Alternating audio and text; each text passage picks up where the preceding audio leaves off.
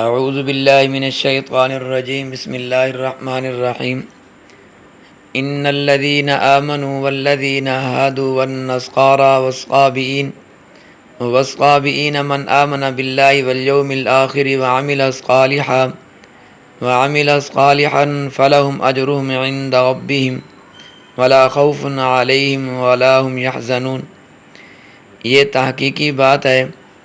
کہ مسلمان اور یہودی اور نصارہ اور فرقہ یعنی صابئین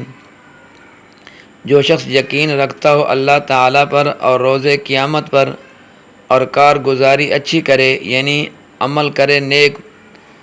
ایسے لوگوں کے لیے ان کا حق الخدمت بھی ہے اللہ کے ہاں پروردگار کے پاس، اور کسی طرح کا اندیشہ بھی نہ ہو، نہ کوئی خوف ہو اور نہ وہ مغموم ہوں گے۔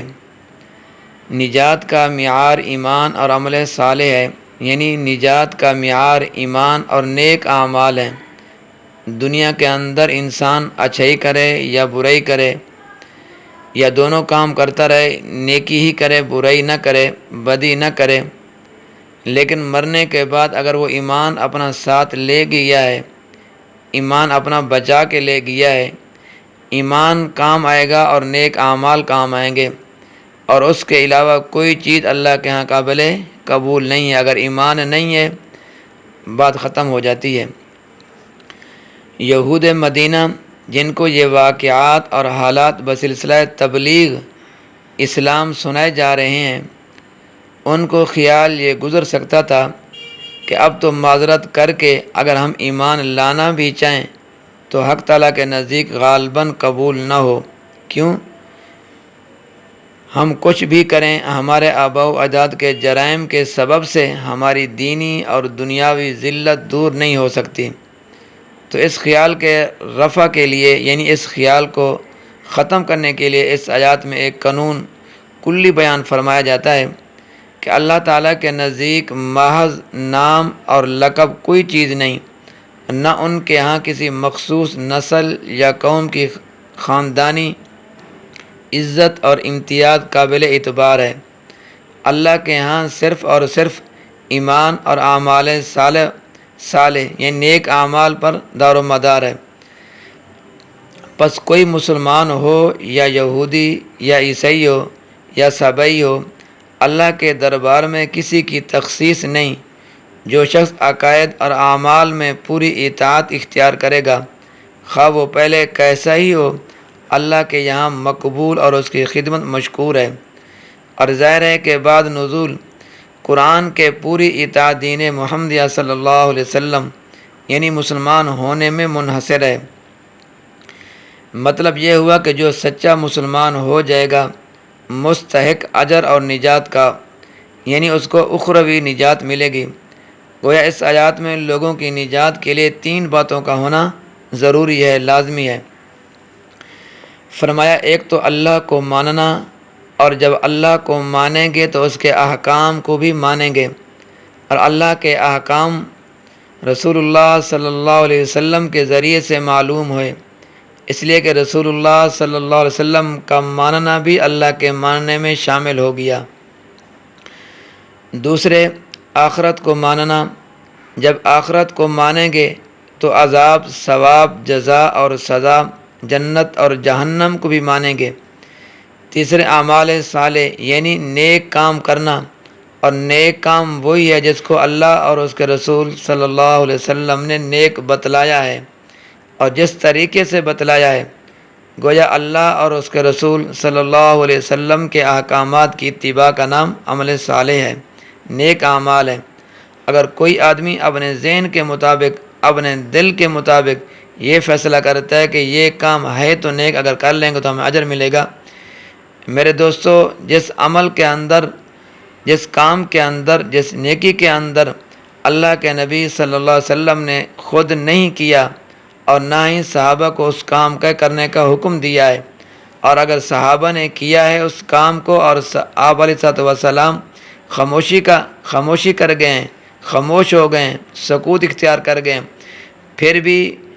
وہ کام اگر سکوت اختیار کر گئے پھر بھی وہ نیک ہے۔ اگر آپ صلی اللہ علیہ وسلم نے اس کام کو اچھا نہیں سمجھا، اچھا نہیں کہا، نہ ہی کیا ہے اور نہ ہی کسی کو کرنے دیا ہے، اور ہم لوگ اپنی طرف سے وہ کام نیک سمجھ کر رہے ہیں، وہ ہماری نیکی نہیں ہوگی، وہ اللہ کے ہاں وہ اعمال قابل قبول نہیں ہوں گے۔ تو فائدہ یہ ہے کہ مسلمان سے مراد امت محمدیہ علی صاحب الصلاۃ والسلام ہے۔ یہود وہ جو اپنے آپ کو حضرت موسیٰ علیہ السلام کی امت کہتے ہیں، اور نصارہ سے مراد دین عیسوی ہے کہ پیروکار، اور سبعی سے مراد وہ فرقہ ہے جو ستاروں کی یا فرشتوں کی عبادت کرتے ہیں۔ تمام آیات، انبیاء، فرشتوں اور آسمانی کتب پر ایمان بھی ضروری ہے۔ اس آیات کا یہ مطلب ہرگز نہیں کہ فقط اللہ اور یوم آخرت پر ایمان لانا نجات کے لیے کافی ہے۔ انبیاء اور ملائکہ اور آسمانی کتب وغیرہ پر ایمان نہ لانا ضروری نہیں ہے۔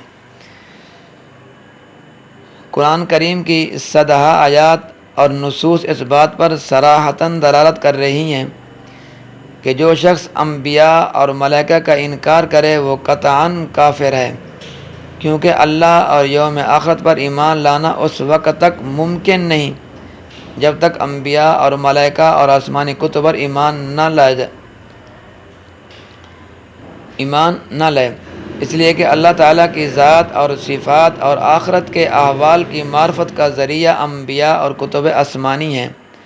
اور کتب آسمانی کا نزول فرشتے کی وساطت سے ہوتا ہے۔ تو حاصل یہ ہوا کہ ایمان باللہ اور ایمان بالیوم الآخر موقوف ہے ایمان بالانبیاء اور ایمان بالملائکہ اور ایمان بالکتب پر، اس لیے یہاں ان تین چیزوں پر ایمان لانے کو علیحدہ نہیں بیان فرمایا گیا۔ یہاں ایمان باللہ کا ذکر اجمالی ہے، باقی تفصیلی ذکر قرآن مجید کی دوسری آیاتوں میں موجود ہے۔ اللہ کے رسولوں پر ایمان لانے کا مطلب ہی یہی ہے کہ اللہ کے تمام رسولوں پر ایمان لائیں، سب کو اللہ کے سچے رسول مانیں، یہ نہیں ہے کسی کو مانے اور کسی کو نہ مانے، جیسے یہود نے حضرت موسیٰ علیہ السلام کو اور نصارہ نے حضرت عیسیٰ علیہ السلام کو نبی مانا، مگر خاتم الانبیاء صلی اللہ علیہ وسلم کو نبی نہ ماننا، جیسا کہ چھٹے پارہ سے سورہ نساء میں وضاحت موجود ہے۔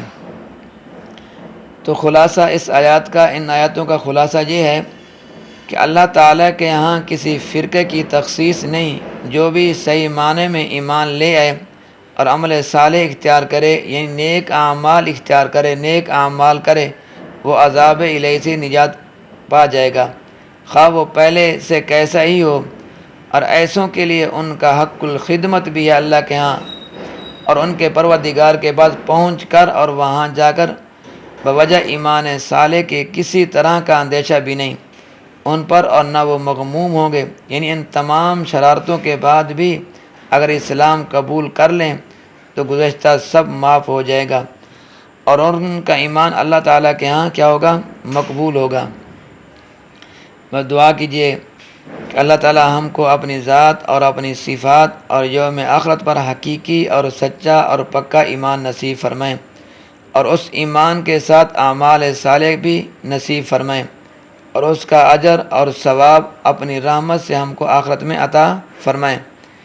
یا اللہ ہم کو بھی اپنے ان بندوں میں شامل فرما لیجئے کہ جن کو آخرت میں پہنچ کر نہ خوف ہوگا، نہ غمگین ہوں گے، نہ ان کے اوپر کوئی غم ہوگا۔ آمین۔ اللہ تبارک و تعالیٰ میرا اور آپ کا حامی و ناصر ہو۔